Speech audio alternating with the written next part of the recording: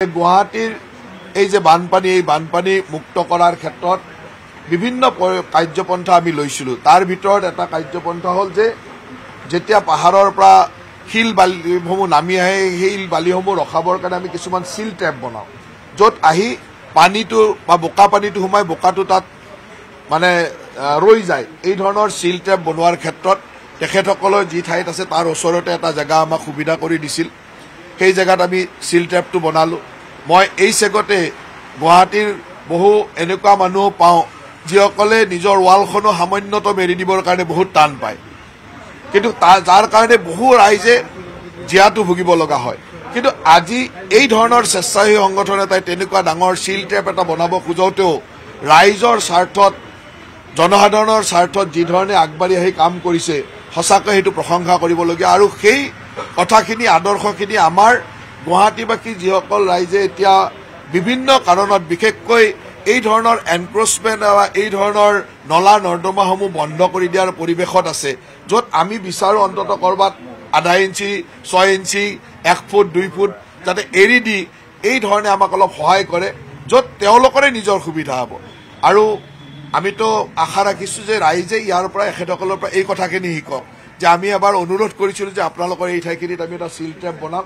তেখেতসকলে লগে লগে সন্মতি প্ৰকাশ কৰিছে। তেখেতসকলে আমাক অনুৰোধ কৰিছে যে আমাক এইখিনি সহায় কৰি দিয়ক, আমিও লগে লগে কৰিব। তাৰমানে যোনে ভাল কাম কৰে তেখেতসকলৰ প্ৰতি আমিও দায়িত্বশীলভাৱে কাম কৰিবৰ কাৰণে চেষ্টা কৰোঁ। আৰু মই এই চেগতে সকলোকে আহ্বান জনাম যে আমাৰ গুৱাহাটীৰ বানপানী নিয়ন্ত্ৰণৰ ক্ষেত্ৰত যিখিনি সহায় সহযোগিতা ৰাইজৰ পৰা প্ৰয়োজন, আমাৰ বিভাগে বা আমাৰ বিভিন্ন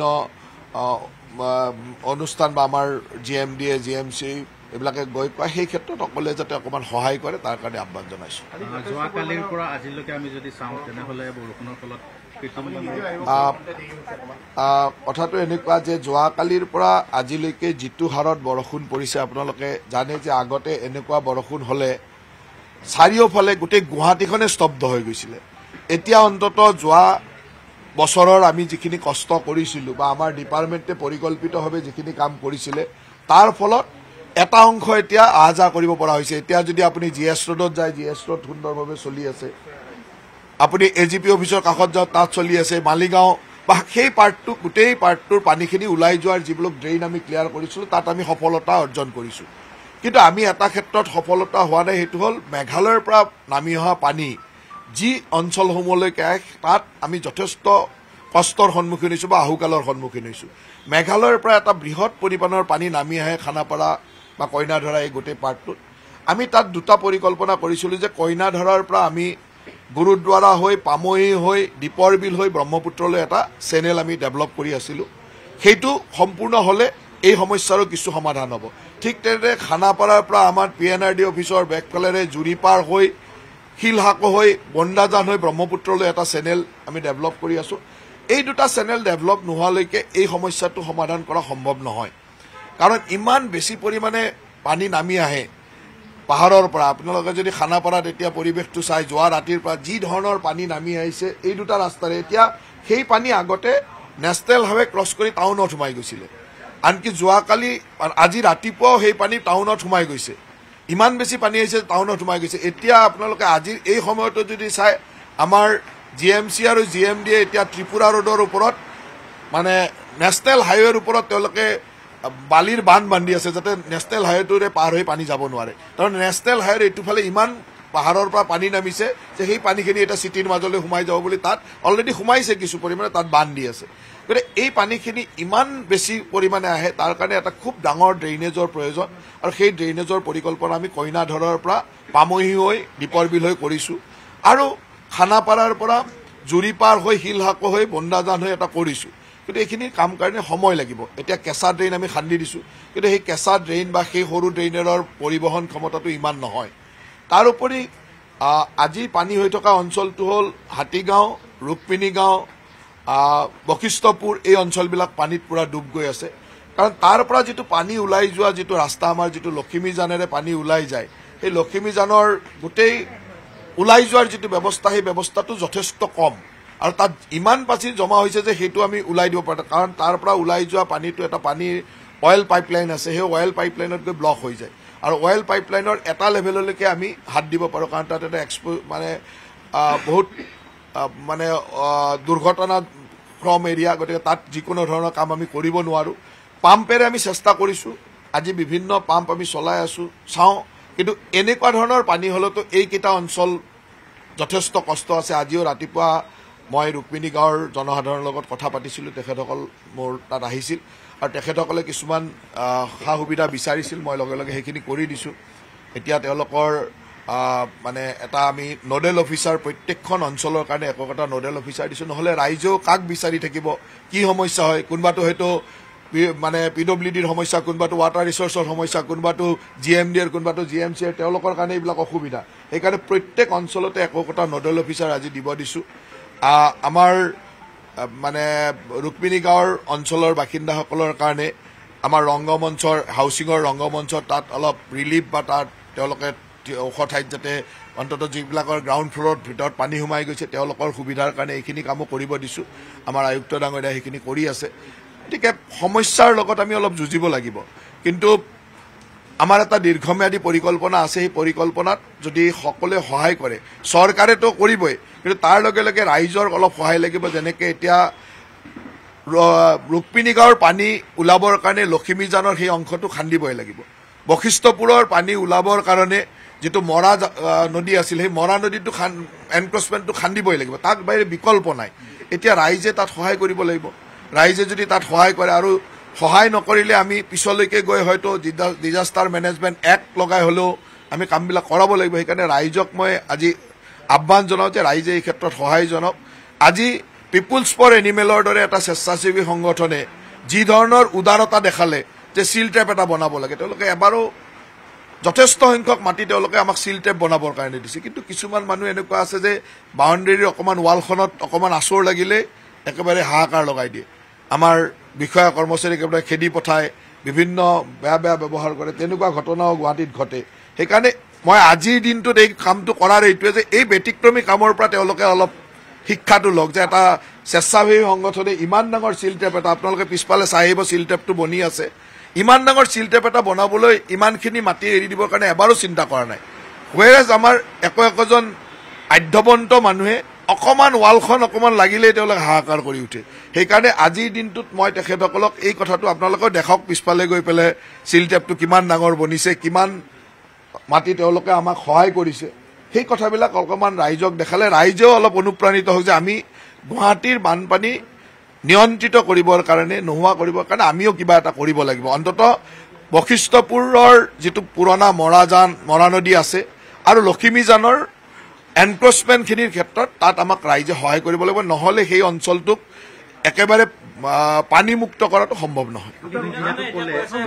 ভূবিজ্ঞানীয়ে হওক বা ভূগোল বিশেষজ্ঞই হওক, চবে কৈ আছে যে বিজ্ঞানসন্মতভাৱে পানী নিষ্কাশনৰ ব্যৱস্থাটো হৈ উঠা নাই। এতিয়া যি দুটা চেনেলৰ কথা আপুনি কালি উল্লেখ কৰিছিল, আজি উল্লেখ কৰিছে, সকাহ পাব বুলি ইতিমধ্যে আপুনি পৰিস্ফুটভাৱে ক'লে যে দুটা এলেকা ইতিমধ্যে পানীমুক্ত হৈ গৈছে। বিজ্ঞানসন্মত হোৱাৰ যি মানে অভিযোগ উত্থাপন হৈ আছে, আজিৰ তাৰিখত যিসকলে বিজ্ঞানসন্মত নহয় বুলি কৈছে তেওঁলোকে এবাৰ গৈ AGP অফিচৰ বেকছাইডটো চাই আহক, বিবৰুৱা ৰোডটো চাই আহক, তেওঁলোকে গৈ এবাৰ আমাৰ RG বৰুৱা ৰোডটো চাই আহক, জু ৰোডত মই অলপ আগতে জু ৰোডৰ পৰা আহিছোঁ। জু ৰোডত আগতে এক কঁকাল পানী হৈছিলে, আপোনালোকেও যাব নোৱাৰে, সেই জু ৰোডতে এটা গাড়ী চলি আছে। GS ৰোডত আগতে য'তে একাঠু পানী হৈছিলে, গাড়ী চলিব নোৱাৰে, এইটো সুন্দৰ গাড়ী, গোটেই দুদিন ধৰি বৰষুণ দিছে, তাততো গাড়ী চলি আছে। সেই কথাটো, গতিকে বিজ্ঞানসন্মত নহ'লেতো পানীটো নকমিলেহেঁতেন।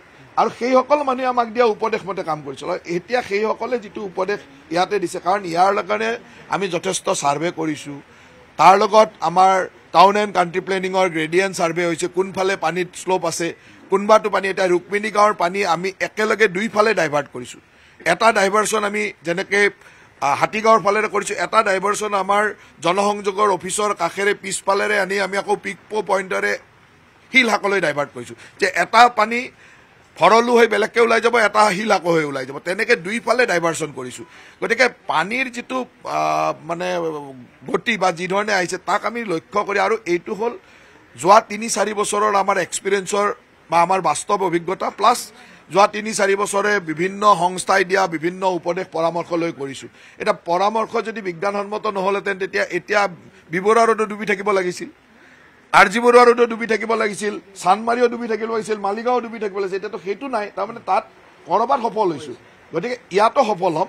আৰু ইয়াত যদি আপোনালোকে চাই দেখিব যে আমাৰ কইনাধৰৰ পৰা গুৰুদ্বাৰা হৈ পামহি হৈ এটা ডাঙৰ চেনেল আমি খান্দি আছোঁ, কেঁচা চেনেল খান্দি আছোঁ। মেঘালয় চৰকাৰৰ সৈতেও আমাৰ আলোচনা আছে।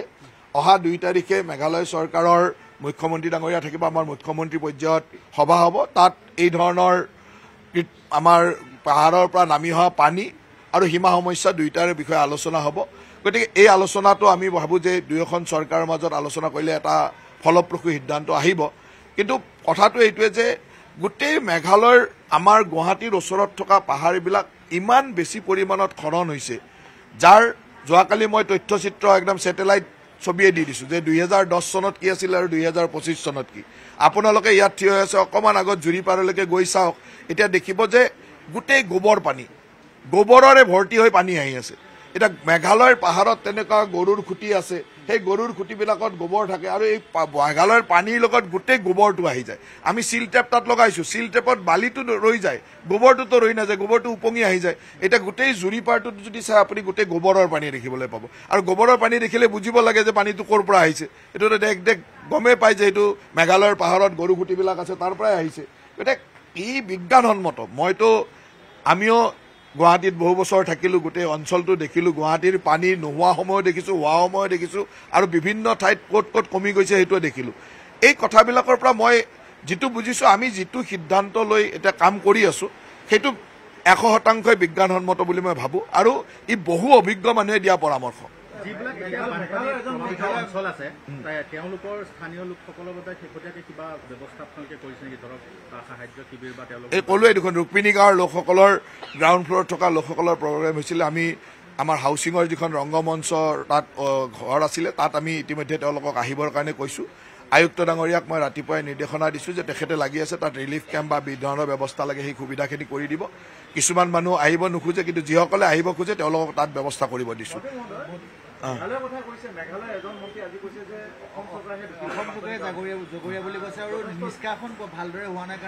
এতিয়া কোনেনো নিজৰ দোষটো ল'ব? আপোনালোকে ছেটেলাইট ছবিকেইটা চালেই হ'ল। 2010 চনৰ USTM থকা পাহাৰখনৰ ছেটেলাইট ছবিটো যোৱাকালি মই ফেচবুকত দিছোঁ, আৰু 2025 চনৰটো দিছোঁ। 10 চনৰ ছবিখন চাব আৰু 25 চনৰ ছবিখন চাব। 10 চনত কেনেকুৱা গ্ৰীনাৰী আছিল আৰু এতিয়া কেনেকুৱা টকলা হৈ গ'ল। এতিয়া পাহাৰত যেতিয়া গছ গছনি থাকিব তেতিয়া পানীটো নামি আহোঁতে সময় লয়, পানীটো গছত এবজৰ্ব কৰিব, লাহে লাহে খুন্দা খাই নামি আহিব, গতিকে পানীটো নামি আহোঁতে সময় লয়। এতিয়া টকলা পাহাৰ এখনত পানী পৰাৰ লগে লগে হৰহৰাই নামি আহে, যিটো কেপাচিটি ডাঙৰ ষ্ট্ৰম ৱাটাৰ ড্ৰেইন নহ'লে সম্ভৱেই নহয়, ইমান তৎক্ষণাত আহে। আপুনি আচৰিত হ'ব যে 1 ঘণ্টাত যি ধৰণৰ ঢল বৈ আহে, সেই ঢলটো মানে ইমান সৰু ড্ৰেইনেৰে বা আজিৰ যিটো ড্ৰেইন সেইটোৱে কেপাচিটি ল'বই নোৱাৰে। সেইকাৰণে এই যে পাহাৰৰ পৰা পানী নামি অহা ঢলটো আপোনালোকে সংবাদসকলে ইয়াত ঘূৰিয়ে ফুৰিছে, দেখিছেই। এতিয়া আপোনালোকে যোৱা 2-3 ঘণ্টাত খানাপাৰা চাৰিআলিটোত এবাৰ থিয় হ'লে হ'ল, কি ধৰণে খানাপাৰা চাৰিআলিৰ পৰা জৰাবাটৰ সেইটোৰ পৰা পানী নামি আহিছে, একেবাৰে চকুৰে দেখি থাকে। ভিডিঅ' যদি লাগে মই আপোনালোকক দি দিম, আপোনালোকে দেখিছে। গতিকে পানীটোতো নামি অহাটো সঁচা কথা। আৰু এইটোত কথাও ঠিক যে কোনোবাই কওক বা নকওক, অপৰিকল্পিতভাৱে গুৱাহাটীখনো গঢ়িছে আৰু মেঘালয়ৰ সেই পাহাৰখনো গঢ়িছে। এতিয়া আমি মেঘালয়ৰ পাহাৰখন ৰক্ষা কৰাৰ সুবিধা আছিল, তাত যিহেতু বেলেগ চৰকাৰ এখন, তেওঁলোকে তাত তেনেকৈ বিভিন্ন অনুষ্ঠান প্ৰতিষ্ঠান বনাবৰ কাৰণে দি দিলে, তেওঁলোকে গোটেই পাহাৰ কাটি অনুষ্ঠানবিলাক গঢ়ি দিলে, যাৰ ফলত পানীটো তৎক্ষণাত নামি আহিল। আগতে ইমান পানী নানামিছিল, আগতে পানী নামোতে সময় লাগিছিল, আৰু বৰষুণো দেখিছে যে যোৱা 2 দিন ধৰি কণ্টিনিউৱাছ বৰষুণ দি আছে। গতিকে আমাৰ ক'ৰবাততো ছাকচেছ হৈছোঁ, আৰু এই ছাকচেছৰ যিসকল মানে কৰ্মী, সেইসকল মানুহ ইয়াতেও লাগি আছে, তাতে ছাকচেছ কৰিছে, ইয়াতেও লাগি আছে। গতিকে তেওঁলোকৰ অভিজ্ঞতাটোক বা তেওঁলোকৰ কষ্টটোক আজি আপুনি যদি চায়, একোজন IAS অফিচাৰ গুৱাহাটীৰ ত্ৰিপুৰা ৰোডত থিয় হৈ বালিৰ বস্তা দি আছে। মই ফটো দেখুৱাই দিম যে এজন IAS অফিচাৰ গুৱাহাটীৰ ত্ৰিপুৰা ৰোডত তেওঁ বালিৰ বস্তা দিয়া কামত থিয় হৈ ৰখি আছে। গতিকে কিমান কৰিব, তেওঁলোককতো আমি স্বীকৃতি দিব লাগিব। আৰু মই ভাবোঁ যে কষ্ট কৰাখিনিক অকণমান ডিমৰেলাইজ নকৰি তেওঁলোককো মানে উৎসাহিত কৰক। যথেষ্ট কষ্ট আমাৰ কৰ্মীসকলে কৰিছে, আৰু মই এইটো কথা কৈছোঁ যে এই পানীখিনিৰ কাৰণে আমাক সময় লাগিব। আশাটো আমাৰ চৰকাৰখনৰ পৰা সকলোৰে থাকে, আৰু আমি এই আশা কিছু পৰিমাণে পূৰণ কৰিবলৈ ক'ৰবাত সক্ষম হ'লোঁ। এইখিনিতো সক্ষম হ'ম, মাত্ৰ আমাক এতিয়াতে কৈ লাভ নাই, কাৰণ আমাক ড্ৰেইনটো বনাবৰ কাৰণে ইতিমধ্যে আমি 200 কোটি টকা পাইছোঁ। সেই 200 কোটি টকাৰে আমি এতিয়া কইনাধৰাৰ পৰা একেবাৰে আপটো পামহিলৈ আমি ড্ৰেইন বনাম, যিটো ড্ৰেইনেৰে গৈ পামহি হৈ দীপৰ বিল হৈ আমি পানীটো ওলাই দিম। আৰু এইফালে জুৰিপাৰৰ পৰা গোটেই ৰাস্তাটো আমি ৰোড কাম ড্ৰেইন বনাই শিলহাকত পেলাই দিম। শিলহাকৰ পৰা আৰু শিলহাকো অহা বছৰ খৰালিত আমি গোটেই শিলহাকখন খান্দিম। আপোনালোকে দেখিছে যে আজিয়ে আমাৰ কোঅপাৰেটিভ ইনষ্টিটিউটটো আজি ভঙা কথা আছিল, তেওঁলোকৰ অকণমান অসুবিধাৰ কাৰণে আমাক এটা ৰিকুৱেষ্ট কৰিছিল, আমি অহা 3 তাৰিখলৈ পিছুৱাই দিছোঁ। অহা 3 তাৰিখে কোঅপাৰেটিভ ইনষ্টিটিউটটো আমি ভাঙিম। কোঅপাৰেটিভখন ইনষ্টিটিউটটো ভঙাৰ পিছতে আমি tennis court, ginger hotel, IHM এইখিনি ভাঙিম। আৰু এই গোটেইখিনি ভঙা হোৱাৰ পিছত প্ৰায় 800 বিঘা মাটি আমি খান্দিম অহা খৰালিত। আৰু 800 বিঘা মাটি অহা খৰালিতে খান্দিব লাগিব, নহ'লে এবাৰ পানী সোমাই গ'লে তাত আকৌ পানী সিঁচি খান্দিব লাগিব। গতিকে অহা খৰালিৰ কাৰণে আমি প্ৰস্তুত হৈ আছোঁ যে এইবাৰ বাৰিষা শেষ হোৱাৰ লগে লগে খান্দা আৰম্ভ কৰিম। গোটেই শিলহাকো বিলটো আমি 800 বিঘা মাটি দকৈ খান্দি এটা ডাঙৰ ৱাটাৰ ৰিজাৰ্ভাৰ বনাম। আৰু এই ৱাটাৰ ৰিজাৰ্ভাৰটো হৈ যোৱাৰ লগে লগে ইয়াৰ পৰা পানী যোৱা ৰাস্তাসমূহ বনাই দিয়াৰ লগে লগে মই ভাবোঁ যে আজিৰ যিটো সমস্যা মানে বহুলাংশে সম্ভৱ হ'ব। কিন্তু এইটোও নহয় যে একেবাৰে পানী নাহিবই, এইটোতো মানে এতিয়া আচলতে এই বৰষুণৰ পানীটো বানপানীয়ে আমি কৃত্ৰিম বুলি কওঁ যদিও এনেকৈ যদি 2 দিন ধৰি পানী বৰষুণ দি থাকেতো বানপানী, এইটো কৃত্ৰিম নহয়, এইটো নৰ্মেল বানপানীৰ দৰে। গতিকে সেই পানীটোতো সদায় থাকিব, সেই পানীটো একেবাৰে নোহোৱা কৰিব নোৱাৰে। কেইদিনমান আগত আপুনি বিভিন্ন অঞ্চল ঘূৰিছিল, তেতিয়া আপোনাৰ চকুত কিছু পৰিছিল যে ঠিকাদাৰৰ কিছু কামৰ গাফিলতি হৈছিল, যাৰ ফলত আপুনি DDMA এক্টৰ অধীনত ব্যৱস্থা ল'ব বুলি কৈছিল। কিমান ঠিকাদাৰৰ বিৰুদ্ধে? চাওক, এতিয়া যিমান আমি ডেডলাইন দিছিলোঁ সেই ডেডলাইন মতে তেওঁলোকে ফাৰ্ষ্ট লেভেলৰ কাম কমপ্লিট কৰিলে। মই তেওঁলোককো ধন্যবাদ দিম যে যি কাৰণতে নহওক, ভয় খাই হওক, যি কাৰণতে নহওক, এই যে ফাৰ্ষ্ট ৰাউণ্ডৰ কাম চিল উঠোৱা কামটো কৰিলে, তাৰ কাৰণে আজি RG বৰুৱা ৰোডত পানী নাই, তাৰ কাৰণে আজি GS ৰোডত পানী নাই। গতিকে আমি এই বাৰিষাটো যোৱাৰ পিছত এই বৰষুণ শেষ হোৱাৰ লগে আৰু এবাৰ উঠাব লাগিব, নহ'লে ইয়াৰ পিছৰ বৰষুণটোত আকৌ পানী হৈ যাব, কাৰণ এই বৰষুণৰ লগে লগে তাত আকৌ চিল জমা হৈ গ'ল। এতিয়া এইবাৰ পানীটো ওলাই গ'ল, তাৰ লগে লগে বোকাও গ'ল, বোকা গৈ এতিয়া চিল জমা হ'ল। কালি পৰহি যেতিয়া বৰষুণ কমিব গোটেই চিলটো আকৌ উঠাব লাগিব। তেওঁলোকক আৰু ডেডলাইন দিব লাগিব যে ইমান তাৰিখৰ ভিতৰত এইটো উঠাই ক্লিয়াৰ কৰা। ছেকেণ্ড ৰাউণ্ড যেতিয়া তেওঁলোকে উঠাব, তেতিয়া তাৰ পিছত বৰষুণ হ'লে আমাৰ পানীটো ৰ'ব। গতিকে এইটো এটা কণ্টিনিউৱাছ প্ৰচেছ, আৰু এই প্ৰচেছটোত কাম কৰি থাকিব লাগিব। আৰু এতিয়া আমি ইয়াৰ লগত যেনেকৈ আৰু ডেভেলপ টেকনলজি কি লগাব পাৰোঁ, এতিয়া আমাৰ ৰবটিক ছাৰ্ভে কৰা, ৰবটৰ দ্বাৰা মানে ৰবটিক ছাৰ্ভে কৰি তাৰ পৰা বোকা নিষ্কাশন কৰা বিভিন্ন পদ্ধতি আমি আনিছোঁ, য'ত মুম্বাই মানে মিউনিচিপাল কৰ্পৰেশ্যনে, বম্বে মিউনিচিপাল কৰ্পৰেশ্যনে এইবিলাক কামত ছাকচেছ হোৱা বুলি তেওঁলোকৰ মানে তথ্য আছে। তেওঁলোককো আমি মাতিছোঁ যে বম্বে মিউনিচিপাল কৰ্পৰেশ্যনে এনেকুৱা মানে বোকা নিষ্কাশনত কি কি পদ্ধতি, ৰবটিক ছাৰ্ভে, ৰবটিক ব্যৱস্থাৰ দ্বাৰা উঠোৱা, এই ব্যৱস্থাবিলাকো আমি লাহে লাহে কৰিব গৈ আছোঁ। পৰিকল্পনা আমাৰ চলি আছে, কিন্তু একেদিনাইতো এইটো সম্ভৱ নহয়। মই ভাবোঁ যে অলপ ধৈৰ্য ধৰিব লাগিব। মানে দিল্লীত গৌৰৱ গগৈ আজি সভাপতিৰ পিছত প্ৰথমখন তেওঁলোকৰ সাংগঠনিক বৈঠক অনুষ্ঠিত হৈছে ACC-ৰ সৈতে, তাত ভূপেন চাওক, অসমৰ কাৰণে দুৰ্ভাগ্য এইটোৱে যে ইমান তথ্য সহকাৰে বা ৰাজহুৱাভাৱে স্বীকাৰ কৰা যে পাকিস্তানৰ তেওঁ যোৱা ৰাজহুৱাভাৱে স্বীকাৰ কৰাৰ পিছত পৰিয়ালৰ 4 গৰাকী মানুহৰ 3 গৰাকী বিদেশী হোৱাৰ পিছত পত্নীয়ে পাকিস্তানৰ পৰা দৰমহা লোৱাৰ পিছত যদি এজন মানুহক তেনেকুৱা গুৰু দায়িত্ব দিয়ে, তেতিয়াহ'লে এইটো ছুইচাইড বুলিয়ে ক'ব লাগিব। এতিয়া আপোনাৰ পৰিয়ালৰ যদি 4 গৰাকী মানুহ থাকে আৰু 3 গৰাকী বিদেশী হয়, আপুনি আমাৰ দেশৰ কাৰণে কি কাম কৰিব? আপুনিতো যি কৰিব বিদেশৰ কাৰণে, কাৰণ আপোনাৰ ল'ৰা ছোৱালীৰ টকা পইচা যি কৰিব বিদেশলৈ ট্ৰেন্সফাৰ কৰি দিব। গতিকে বা যি কৰিব বিদেশৰ কাৰণে কৰিব, কাৰণ আপোনাৰ পত্নীও বিদেশী, ল'ৰা ছোৱালীও বিদেশী। সেই মানুহটোক যদি আপুনি ক'ৰবাত দল এটাৰ দায়িত্ব দিয়ে, সেই দলটোতো ডুবিবই, আৰু এটা 100% ডুবিব। এতিয়া যিমানে চেষ্টা নকৰক কিয়, আপুনি আৰু যিমানে চেষ্টা নকৰক কিয়, বুন্দিয়াত পাম মাৰি থাকিলে ই ৰসগোল্লা হ'ব নোৱাৰে, ই বুন্দিয়াই। গতিকে আপোনালোকে যিমান চেষ্টা নকৰক, গৌৰৱ গগৈ উদ্ধাৰ অভিযানত আমাৰ বিভিন্ন মানুহে যিটো চেষ্টা কৰি আছে, এতিয়া বুন্দিয়াত পাম মাৰি মানে ৰসগোল্লা কৰাৰ দৰে, এইটো ৰসগোল্লা নহ'ব, এই বুন্দিয়াই হৈ থাকিব। গতিকে খুব কম দিনৰ ভিতৰত আৰু তথ্য ওলাব, তেতিয়া আপোনালোকে দেখিব যে কি অৱস্থা। আৰু এটা কথাটো আপোনালোকে দেখিলে যে আমাৰ মুখ্যমন্ত্ৰী ডাঙৰীয়াই যি ক'লে গোটেইকেইটা তেওঁ স্বীকাৰ কৰি ল'লে। এতিয়া স্বীকাৰ কৰি লওক পাকিস্তানত কিয় গৈছিলে, কোন ISI এজেণ্টক লগ পাইছিলে, কাক কাক লগ পাইছিলে, কি কি বেয়া কাম ৰাষ্ট্ৰৰ বিৰুদ্ধে কৰিছিলে, স্বীকাৰ কৰি লওক। কাৰোবাৰ মাইনৰ ল'ৰা ছোৱালীক নিজৰ মাইনৰ ল'ৰাটোক এবাৰ নুসুধাকে নিজে বাপেকে চহী মাৰি নিজৰ নাগৰিকত্ব বিসৰ্জন দিয়ে নেকি? ভাৰতীয় বুলি আমি গৌৰৱ কৰোঁ, সেই ভাৰতীয় নাগৰিকত্ব নিজৰ ল'ৰাটোক এবাৰো সোধা নাই। মাইনৰ ল'ৰা, সি নাজানে, তাৰ 18 বছৰ হোৱাই নাই, সি নাজানে সি ভাৰতীয় নে ব্ৰিটিছ। তাৰপিছত তেওঁৱে চহী মাৰি যে মোৰ ল'ৰাটোৰ ভাৰতীয় পাছপৰ্টখন মই চাৰেণ্ডাৰ কৰিছোঁ। সেইজন মানুহে ভাৰতৰ প্ৰতি কি দায়িত্ব থাকিব? সেইজন মানুহক লৈ যদি আমি অসমৰ কিবা ভৱিষ্যত ভাবোঁ, তাতকৈ আৰু দুখ লগা কথা একো নাই। গতিকে গৌৰৱ গগৈক দিয়াৰ দিনাখনে এটা কথা নিশ্চিত হ'ল যে কংগ্ৰেছ একেবাৰে ডুবন্ত জাহাজ এখন ডুবি গ'ল। আৰু ইয়াক আপোনালোকে যি চেষ্টা কৰিলেও, সংবাদ মাধ্যমে চেষ্টা কৰক, বিভিন্ন পুঁজিপতিয়ে চেষ্টা কৰক, বিভিন্ন ব্যক্তিয়ে চেষ্টা, ইয়াৰ কোনো কাম নাই, ই ডুবি গ'ল। 26ত কিন্তু গৌৰৱ গগৈ তেওঁলোকৰ এখন মুখ ক'ব 10 ছেপ্টেম্বৰৰ পিছত সেইখন মুখ আঁতৰাই দিব লাগিব। সেইখন মুখ লগত লৈ গ'লে হাহাকাৰ হ'ব। মানুহে চিঞৰিব যে পাকিস্তানী এজেণ্টটোক কিয় লৈ আহিছে? পাকিস্তানৰ এজেণ্ট এটাক আগত লৈ গ'লে কোনোবা ভাৰতীয় মানুহে মানি ল'ব নেকি? গতিকে তেওঁলোকে পাকিস্তানী এজেণ্ট কিয় লৈ আহিছে বুলি মানুহে চিঞৰ বাখৰ কৰিব। সেইখন মুখ তেওঁলোকে 10 ছেপ্টেম্বৰ পিছত এনেও আঁতৰাই দিব লাগিব। উপায় নাই। অসমত যদি মানে অসমীয়া মানুহৰ মাজত যাব খোজে, ভাৰতীয় মানুহ যদি তেওঁলোকে যেনেকৈ তেওঁলোকৰ যি মূল ভোট বেংক, সেইটো বেংকত দৰকাৰ নাই, সেইবিলাকতো উৎফুল্লিত হৈছে। 80% মানুহে সেইবিলাক কংগ্ৰেচুলেশ্যন দি থকা নাই জানো? সেই ভোট বেংকেতো পাকিস্তানে বিচাৰে, পাকিস্তান জিকিলে ভাল পায়। সেই ভোট বেংকটোক বাদ দি বাকী অঞ্চলত যাব নোৱাৰে। সেই ভোট বেংকৰ কাৰণে সেইখন সুন্দৰ মুখ। সেই মুখখন যদি আপোনালোকে ভাবিছে সেই ভোট বেংকৰ কাৰণে একদম পাৰফেক্ট মুখ সেইখন, সেই মুখখন লৈ সেই ভোট বেংকত যাব পাৰিব।